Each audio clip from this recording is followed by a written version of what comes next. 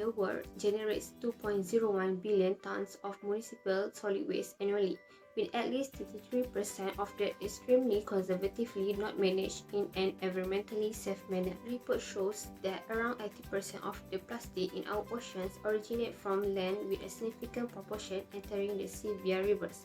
A separate collection system is already set up in several cities in Malaysia, such as Putrajaya. However, there is still a high percentage of our waste that is not currently fully utilized and mismanaged. High-income countries generate relatively less food and green waste, at 32% of total waste, and generate more dry waste that could be recycled. However, in low-income countries, materials that could be recycled account for only 20% of the waste stream.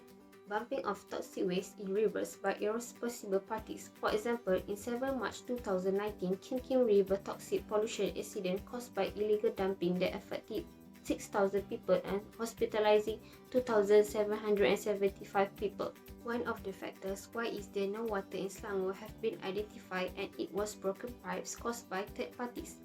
Pipelines are needed to safely move water from place to place. Sealed pipes reduce the potential for leaks and pollution. They can be expensive to lay as they need to be buried underground. Hello, I will talk about infrequently and encounter issue. In a decade on insufficient regulation guideline and planning as well as enforcement to control. The majority of our waste is currently be dumped in landfill. This is not really the best option because landfill is very precise. There are 231 landfill all over Malaysia, and out of this, 111 landfill are not operation. Wind shift also bring an odorous smell to often resident living too close to the landfill. Okay, next, burning the garbage causes black smoke filled with toxic byproduct from the rubber. Burning trash can cause long healthy problem. The toxic chemical released during the burning include nitrogen oxide, sulfur oxide, volatile organic chemical, polycycle organic matter.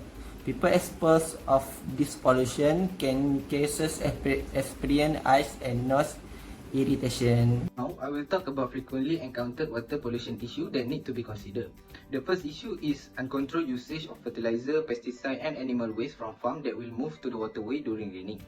Pollutants like fertilizer, pesticide and heavy metal are often attached to the soil particle and washed into the water bodies, causing algal bloom and depleted oxygen, which is deadly to most aquatic life. Sooner or later, the number of fish will decrease, and this can be crucial because fish is one of the important food for Malaysians. There is another issue of concern, which is uncontrolled industrial water pollution that is discharged harmful chemical into river and can cause the water cannot be used to drink or other use. Example of such pollutant include cyanide, zinc, lead, copper, cadmium and mercury. This substance may enter the water in such high concentration that fish and other animals are killed immediately.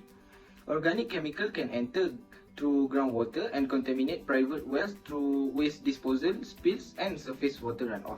People that consume high level of organic chemical may suffer from damage to their kidney, liver, circulatory system, nervous system and reproductive system. Okay, thank you. Mitigation actions are required in order to reduce the seriousness of these issues. One of the actions that can be taken is by having proper landfill. By having proper landfill, we can learn how to divert the organic and decomposable materials out of the landfills and into the healthy soils to aid the predominant agriculture industry. The amount of greenhouse gases that release into the atmosphere from landfills can be reduced through the proper landfills.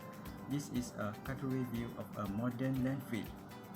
It is designed to prevent the two main hazards, which is explosions of fire caused by methane gas and leakage of rainwater mixed with leachate.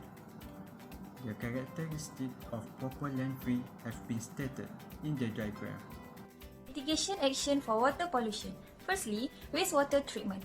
Wastewater treatment consists of removing pollutants from wastewater through a physical, chemical or biological process.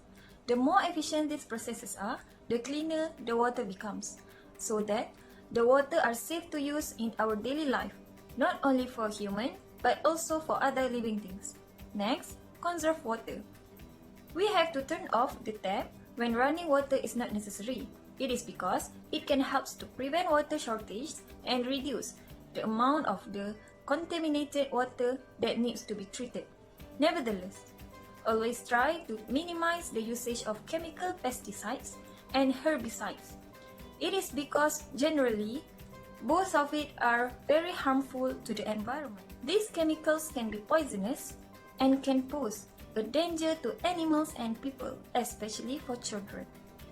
So the easy steps that we can take to maintain a healthy lawn and reduce the need of herbicides is by water infrequently but truly during dry periods.